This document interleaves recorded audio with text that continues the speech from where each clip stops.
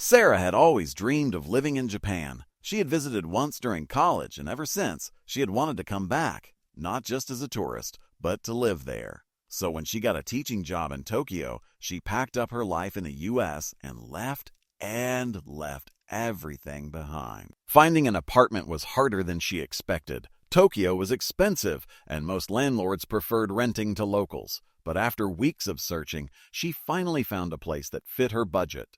It was a small studio on the third floor of an old apartment building, tucked away on a quiet street.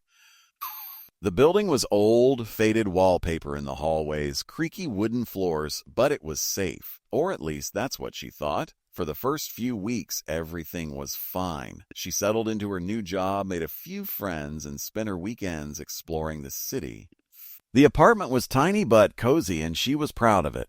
Living alone in a foreign country was exciting, but then strange things started happening. At first, they were little things. She would come home and find the fridge door slightly open. Did I forget to close it? She wondered. Maybe? She had been rushing that morning. Then she started noticing objects moving. One evening, she came home and found her bathroom door open. She always closed it before leaving. A few days later, she couldn't find her hairbrush. She searched everywhere. Her nightstand, the bathroom, her bag, only to find it sitting neatly on the kitchen counter. She frowned. Did I leave it there? She told herself she was just being forgetful. Maybe she was adjusting to her new life and wasn't paying attention to small things. But then, one night, something happened that she couldn't explain away. She woke up in the middle of the night. It was the feeling that something was off. Her apartment was dark, but she could see the faint glow of the city lights through her curtains. Everything was silent. Then she heard it. A soft creak, like the sound of weight shifting on old wooden floors. Sarah's breath caught in her throat. Her apartment was small, just one room with nowhere to hide. She could see the entire space from where she lay in bed, the kitchenette, the door, the tiny bathroom. Nothing moved. She lay frozen, listening. Silence. After what felt like an eternity, she convinced herself it was just the building settling. It was an old place. Old places made noises. Still, she kept her eyes open for a long time before falling back asleep.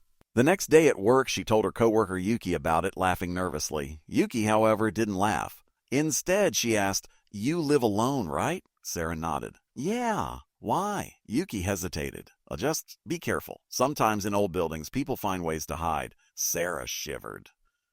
She tried to shake it off, but that night, when she got home, she locked the door twice. Then she did something she had never done before. She bought a small security camera, just to be safe. She set it up in the corner of her apartment, facing the kitchen. Then she went to bed, feeling a little foolish. The next morning, she checked the footage. At first, everything was normal. Hours of nothing. Then at 2:47 a.m., movement. Sarah stared at the screen, her stomach twisting. The cupboard above her sink was opening. A hand emerged. Thin, pale. Then slowly, painfully, a man crawled out. Sarah's breath caught in her throat. He moved in slow, careful steps like a shadow, silent and precise. He crept to the fridge, opened it, and took a sip from her juice. Then he moved to her drawers, pulling them open, touching her things. Then he turned towards her bed. Sarah's fingers went numb. The man, tall, gaunt, his skin sickly pale, walked right up to her bed, and he just stood there, watching her sleep. Minutes passed. 5, 10. He never moved, never made a sound. Sarah's heart pounded so hard she could barely hear the room around her. Then finally, as the sky outside started to lighten, he turned, and instead of leaving through the front door, he crawled back into the cupboard. Sarah slammed the laptop shut. Her body felt cold. She didn't think. She grabbed her bag, her passport, her phone, and ran. She didn't even stop to put on shoes. At the police station, she showed them the footage. They were silent as they watched. Then, without a word, they got up and left. They found him that night.